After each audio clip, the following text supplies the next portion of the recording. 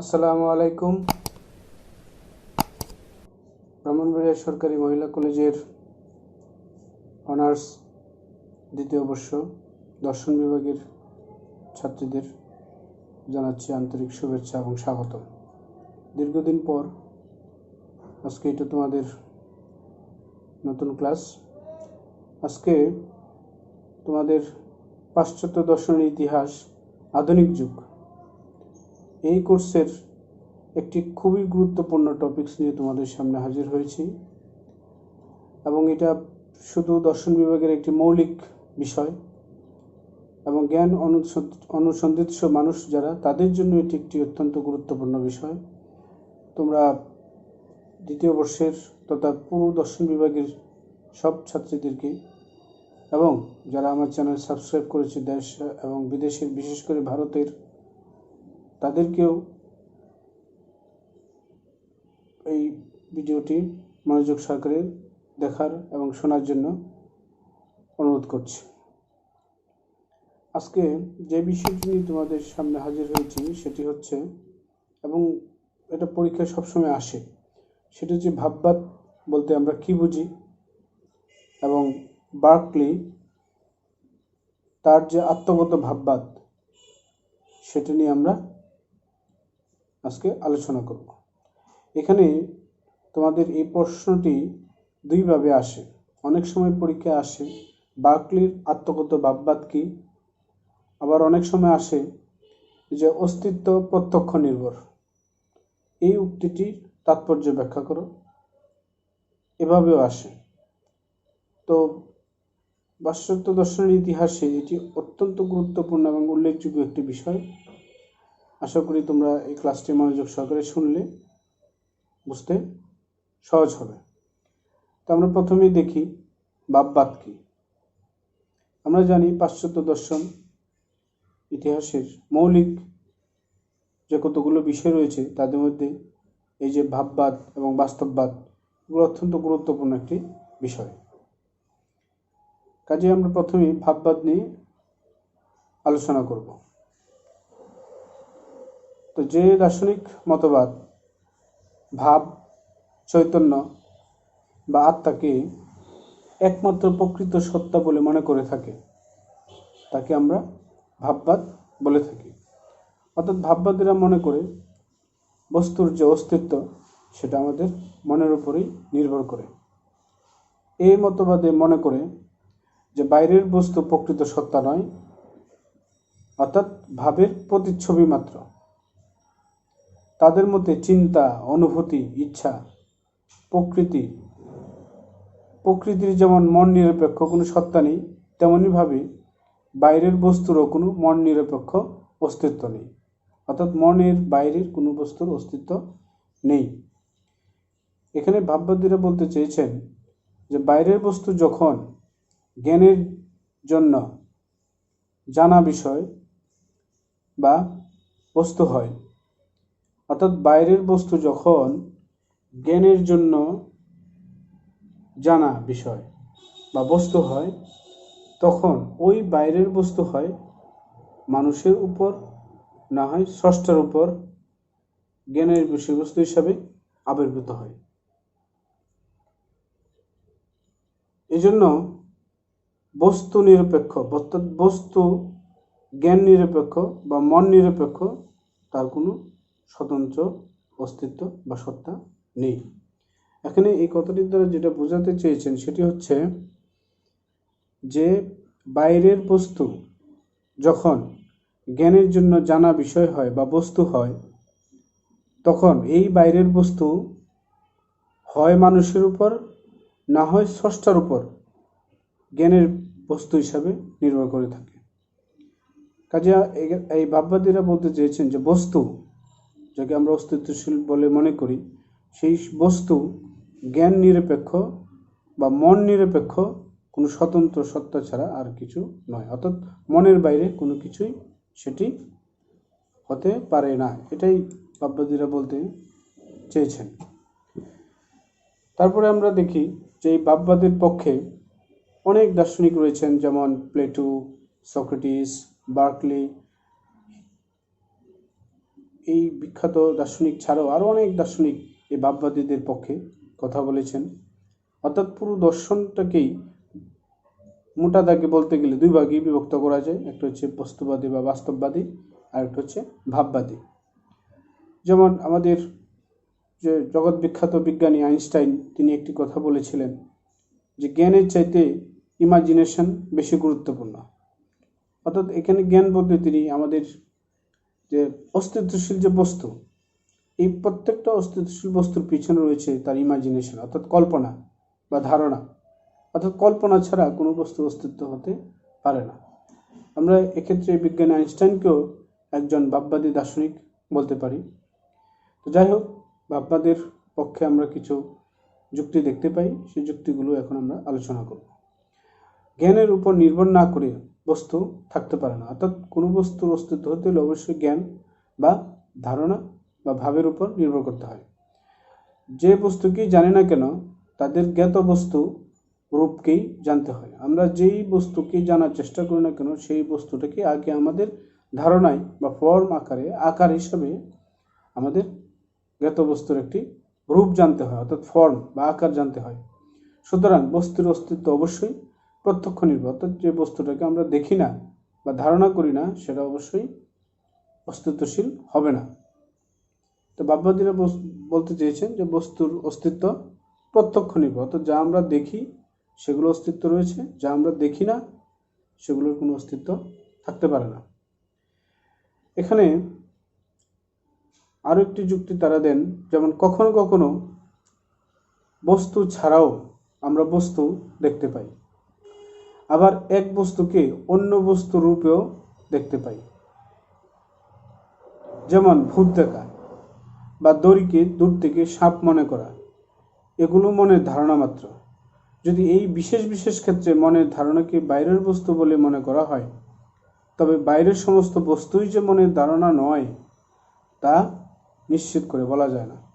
এখানে ওনারা বলতে চেয়েছেন যে আমরা অনেক সময় অনেক কিছুকে বাইরের রূপ দিয়ে দেখতে পারি বা অন্য রূপেও দেখতে পারি। যেমন এই যে বলা হলো দড়িকে সাপ মনে করা, কাজে এটার দ্বারা এটা নিশ্চয়তা বোঝায় না যে বাইরের সমস্ত বস্তুই মনের ধারণা নয়, তা নিশ্চিতভাবে বলা যায় না। তারা আরও একটি যুক্তি দিয়েছেন যে সব কিছুতেই সন্দেহ বা সংশয় করা গেলেও যে মন, অর্থাৎ মনকে, যে মনটা সন্দেহ করছে, সংশয় করছে, তাকে তো আর সন্দেহ করা যায় না। কাজেই ভাববাদীরা মন এবং জ্ঞানকেই পরম সত্তা বলে স্বীকৃতি দিতে চান। যে আমরা এখানে বুঝতে পারি যে আমরা মনকে যতই সন্দেহ করি, সব কিছুকে সন্দেহ বা সংশয় করা গেলেও মনকে আমরা সংশয় বা সন্দেহ করতে পারি না। কাজে ভাববাদীরা বলতে চেয়েছেন এখানে যে মন এবং জ্ঞানকে তারা পরম সত্তা বলে স্বীকৃতি দিতে চেয়েছেন। এখন আমরা দেখি যে বার্কলি আত্মগত ভাববাদ বলতে তিনি কি বোঝাতে চেয়েছেন। বার্কলির আত্মগত ভাববাদকে আমরা একটি বিখ্যাত উক্তির দ্বারা মনে করতে পারি, সেটি হচ্ছে বস্তুর অস্তিত্ব প্রত্যক্ষ নির্ভর। তাহলে আমরা এখন এই জর্জ বার্কলি তিনি কি বোঝাতে চেয়েছেন আত্মগত ভাববাদ বলতে, সেটি আমরা একটু আলোচনা করব। আলোচনার পূর্বে আমরা বার্কলির জীবন নিয়ে একটু আলোচনা করি। জর্জ বার্কলি 1685 থেকে 1685 খ্রিস্টাব্দে তিনি জন্মগ্রহণ করেন এবং 1753 সালে তিনি মৃত্যুবরণ করেন। দার্শনিক হিসাবে তিনি একজন অভিজ্ঞতাবাদী দার্শনিক ছিলেন। অর্থাৎ দার্শনিক লকের চিন্তাধারার সূত্র ধরেই তিনি তার দার্শনিক চর্চা শুরু করেন এবং তারই ফলশ্রুতিতে তার এই আত্মগত ভাববাদ, যেটি দর্শন ইতিহাসে একটি অত্যন্ত গুরুত্বপূর্ণ বিষয় হয়ে দাঁড়িয়েছে। যেমন এখানে লকের কথা বলা হয়েছে, জন লক, তারই দার্শনিক ফলশ্রুতি হিসাবে এই জর্জ বার্কলির এই আত্মগত ভাববাদের উদ্ভব ঘটেছে। লক মনে করেন, বা লক তার অভিজ্ঞতাবাদী মতবাদে তিনি বলেছেন যে বস্তুর দুই ধরনের গুণ হয়, একটা হচ্ছে মুখ্য গুণ আর একটা হচ্ছে গৌণ গুণ। মুখ্য গুণ কোনগুলা? যেমন বিস্তৃতি অর্থাৎ স্পেস, আকার, ব্যাপকতা, এগুলো হচ্ছে কি বিস্তৃতি, একটা স্থান বা অবস্থান, আয়তন, এগুলো হচ্ছে এক ধরনের বিস্তৃতি।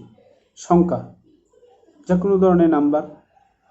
তারপর হচ্ছে আকার, ফর্ম, একটা কাঠামো বা রূপ, এগুলো হচ্ছে আকার, এবং এই গুণগুলো হচ্ছে বস্তুর মুখ্য গুণ। আবার কিছু রয়েছে গৌণ গুণ, যেমন স্বাদ, বর্ণ, গন্ধ, এগুলো হচ্ছে কি গৌণ গুণ। তো মুখ্য গুণ সমূহ হচ্ছে বস্তুনিষ্ঠ, আর গৌণ গুণ সমূহ হচ্ছে আত্মনিষ্ঠ, অর্থাৎ ওগুলো হচ্ছে বস্তুকেন্দ্রিক আর এগুলো হচ্ছে আত্মকেন্দ্রিক অর্থাৎ ভাবকেন্দ্রিক। কিন্তু এখানেই এটা হচ্ছে জন লকের বক্তব্য, কিন্তু জর্জ বার্কলি সেখানে জন লকের বিরুদ্ধে গিয়ে তিনি বলতে চেয়েছেন, বার্কলির এই যে জন লকের বস্তুগত বা গুণগত যে গুণগুলো রয়েছে সেটা পুরোপুরি তিনি অস্বীকার করেন, এবং তিনি বলতে চেয়েছেন যে বস্তুর গুণ বলতে একটি রয়েছে, সেটি হচ্ছে আত্মনিষ্ঠ, অর্থাৎ বস্তুর সমস্ত গুণই হচ্ছে আত্মনিষ্ঠ। আর লক বলছেন যে বস্তুর দুটি গুণ রয়েছে, একটি মুখ্য একটি গৌণ। আর জর্জ বার্কলি বলতে চেয়েছেন যে সমস্ত গুণই হচ্ছে আত্মনিষ্ঠ। তিনি এখানে মুখ্য গুণকে এবং গৌণ গুণকে তিনি আর পার্থক্য অস্বীকার করলেন। তিনি এই দুইটাকে একসাথে করে তিনি বললেন যে সব গুণই আত্মনিষ্ঠ বা প্রত্যক্ষ নির্ভর। তার মতে মন নিরপেক্ষ কোনো গুণ বা বস্তুর অস্তিত্ব স্বীকার করা যায় না।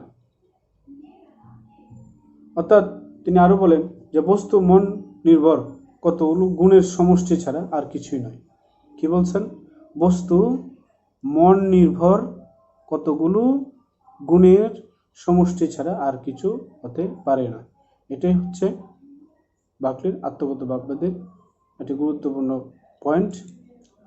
আমরা আরো দেখি তিনি কি বোঝাতে চেয়েছেন, যে এই থেকে তিনি সিদ্ধান্ত নেন যা কিছু অস্তিত্বশীল তাই কি হয় প্রত্যক্ষ নির্ভর।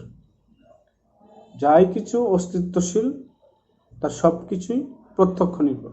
অর্থাৎ আমরা যা কিছু প্রত্যক্ষ করতে পারি তাই হচ্ছে অস্তিত্বশীল, যা আমরা প্রত্যক্ষ করতে পারি না সেটাকে জর্জ বার্কলি অস্তিত্বশীল বলতে চান না। তার এই বিখ্যাত থিওরি যে অস্তিত্ব প্রত্যক্ষ নির্ভর, যাকে ইজি ইস্ট পারসিপি বলা হয়, অর্থাৎ যেসব বস্তু আমরা প্রত্যক্ষ করি তার অস্তিত্ব জ্ঞাতার মানে যিনি জানেন, যিনি জানবেন বা যিনি প্রত্যক্ষ করবেন তার মনের উপর নির্ভর করে।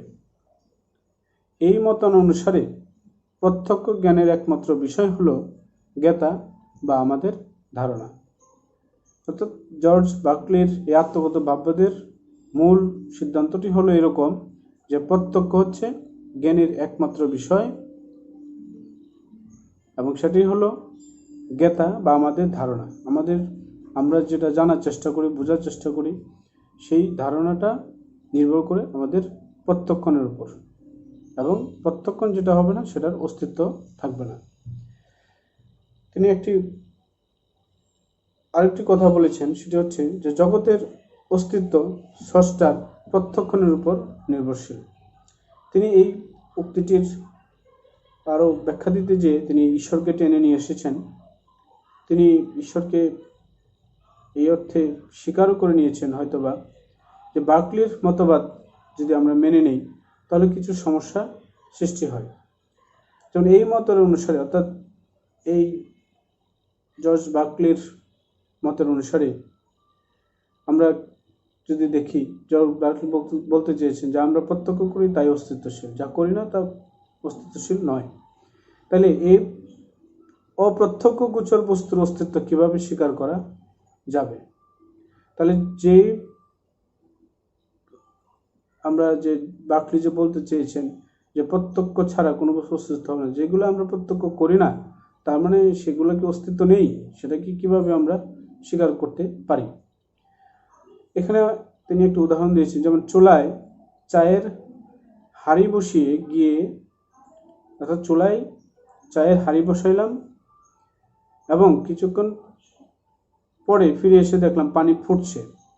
কিন্তু বাকলির মত অনুসারে এখানে প্রশ্ন আসে যে আমি যতক্ষণ প্রত্যক্ষ করিনি, অর্থাৎ যেই সময়টুকু আমি চায়ের কাছে ছিলাম না, এবং সেই সময়টা অন্য কেউ এই ঘটনাকে প্রত্যক্ষ করেনি, তাহলে এই যে বাকি অংশটুকু, এই সময়টুকু এখানে যে চায়ের চুলো, মানে চুলোতে যে চা গরম হচ্ছে, পানি ফুটছে, এই যে হাঁড়ির বিষয়, অর্থাৎ চায়ের যে হাঁড়ি, এসবের কি কোনো অস্তিত্ব ছিল না? তাহলে আমি কি বুঝাতে পেরেছি?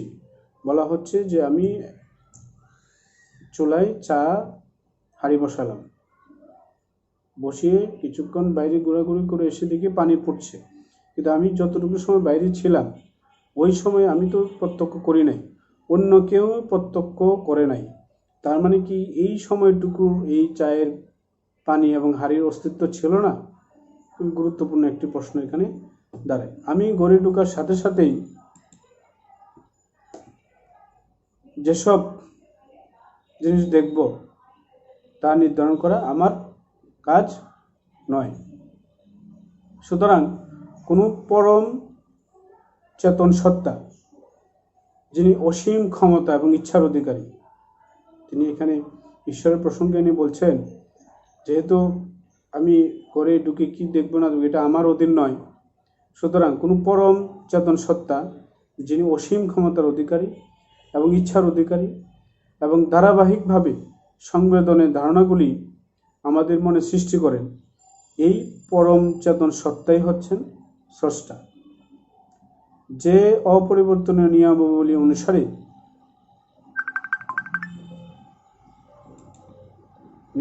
অনুসারে স্রষ্টা আমাদের মনে সংবেদনের ধারণাগুলিকে সৃষ্টি করেন, সেগুলি প্রাকৃতিক নিয়ম, অর্থাৎ লস অফ নেচার। এভাবে এখানে বার্কলি স্রষ্টাকে টেনে এনে বস্তুর যে স্থায়িত্ব বা অস্তিত্ব প্রমাণ করেন, অর্থাৎ এখানে তিনি স্রষ্টাকে নিয়ে এসেছেন, কারণ এটা স্রষ্টার কাজ। ওই যে ওই সময়টুকু কেউ ছিল না, এটা হলো আমাদের কাজ না, এগুলা তিনি স্রষ্টার কাজ, যিনি চরম এবং পরম সত্তার অধিকারী, যিনি সব কিছুর ইচ্ছার অধিকারী এবং অসীম ক্ষমতার মালিক, তিনি এগুলা নিয়ন্ত্রণ করেন। এইভাবেই বার্কলি এখানে স্রষ্টাকে এনে বস্তুর স্থায়িত্ব হিসাবে বা অস্তিত্ব হিসাবে প্রমাণ করেন। আর তিনি যদি তা না করতেন, তাহলে সমস্ত জগতেই ব্যক্তির মনের মানসিক প্রক্রিয়ার অন্তর্ভুক্ত হয়ে যেত, এবং এর ফলে আমি এবং আমার ধারণা মাত্রই একমাত্র অস্তিত্বশীল এই আত্মকেন্দ্রিতবাদের সৃষ্টি হয়ে যেত। অর্থাৎ এখানে তিনি আরেকটি জিনিস, গুরুত্বপূর্ণ বিষয় বলেছেন, যে যদি এটা স্রষ্টার কাছে না থাকতো, তাহলে আমার এবং আমি এই ধারণার মধ্যেই পৃথিবীর সমস্ত বস্তুর অস্তিত্বশীল বলে এক ধরনের আত্মকেন্দ্রিকতাবাদের সৃষ্টি হয়ে যেত। এতে করে নানান ধরনের সমস্যার, দার্শনিক সমস্যার সৃষ্টি হতো। এই জন্য তিনি এখানে ঈশ্বরকে টেনে নিয়ে এসেছেন এবং পক্ষান্তরে তিনি ঈশ্বরকে স্বীকার করে নিয়েছেন।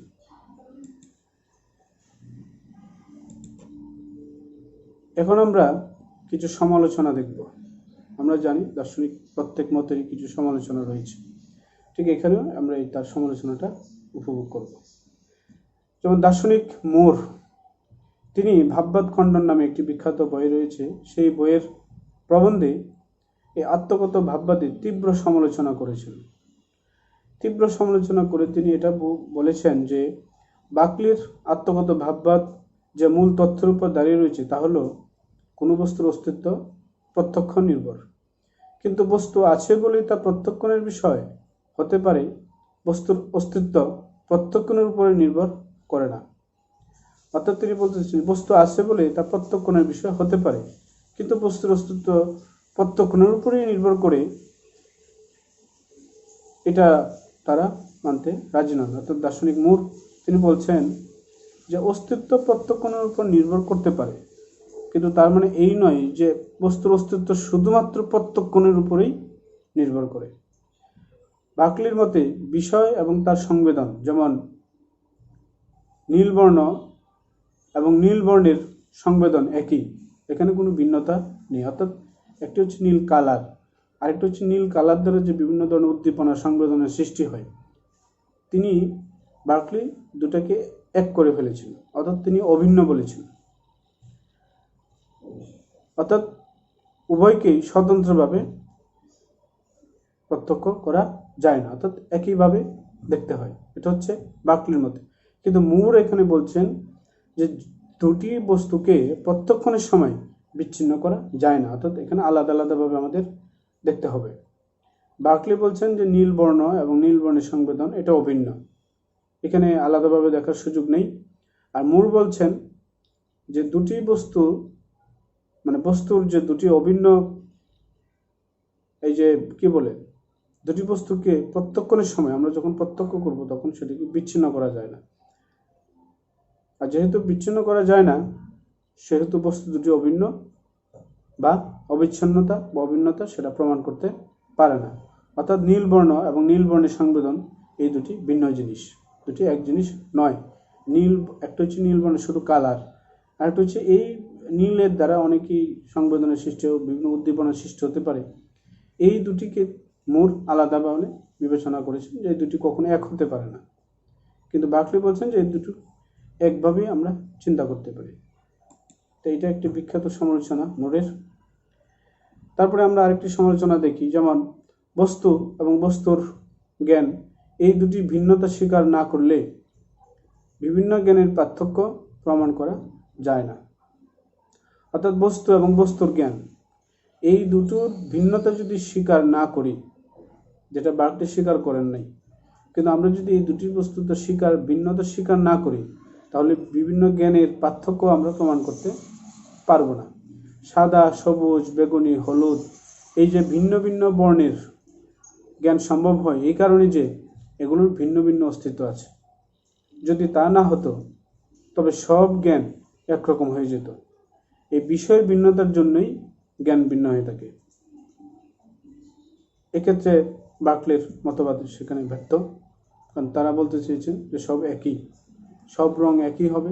এখানে সাদা, সবুজ, বেগুনি, হলুদ এই যে ভিন্ন ভিন্ন রঙের জ্ঞান অর্জন সম্ভব হচ্ছে সেটা এই ভিন্নতা থাকার কারণেই হচ্ছে। বস্তু এবং বস্তুর জ্ঞান এটা ভিন্নতা থাকার কারণেই সেটি হচ্ছে। তারপর আমরা আরও দেখি যে ডেভিড হিউম তিনিও বার্কলির আত্মগত ভাববাদের চরম সমালোচনা করেছেন এবং তিনিও বলেছেন যে বস্তুর অস্তিত্বের ধারাবাহিকতা বজায় রাখার জন্য বার্কলি স্রষ্টাকে টেনে এনেছেন, কিন্তু তার মতের অনুসারেই স্রষ্টার অস্তিত্ব সম্ভব নয়। কেননা বার্কলি বলেছেন যে যা কিছু দেখি সবই প্রত্যক্ষ নির্ভর, কিন্তু স্রষ্টাকে তো আর দেখা যায় না, কাজে স্রষ্টার অস্তিত্ব প্রত্যক্ষ করাও যায় না। অতএব বস্তুর অস্তিত্বের যে ধারাবাহিকতা বজায় রাখতে তিনি নিজেই তার স্রষ্টাকে তিনি নিয়ে এসেছিলেন, সেটা তিনি নিজেই তার সেলফ কন্ট্রাডিক্টরি অর্থাৎ তিনি স্ববিরোধিতার দিকে ঠেলে দিয়েছেন। কারণ একদিকে তিনি বলছেন যে যা কিছু প্রত্যক্ষ করি তাই অস্তিত্বশীল, কিন্তু স্রষ্টাকে তো প্রত্যক্ষ করা যায় না, তার মানে স্রষ্টা এখানে অস্তিত্বশীল হতে পারে না। এটা হচ্ছে ডেভিড হিউমের যুক্তি, যেটা বার্কলির আত্মগত ভাববাদের সমালোচনা করতে গিয়ে তিনি বলেছেন। তো এই হচ্ছে বার্কলির সমালোচনার আত্মগত ভাববাদের সমালোচনা।